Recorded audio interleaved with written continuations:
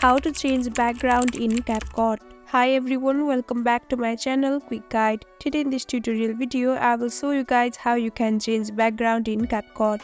So let's get right into the video. Firstly, open CapCut application and tap on New Project. Now select the background picture you want for your video. Once you are on this timeline, click on the overlay option from the toolbox at the bottom of the screen. Again, click on Add Overlay option and now select the video where you want to change the background.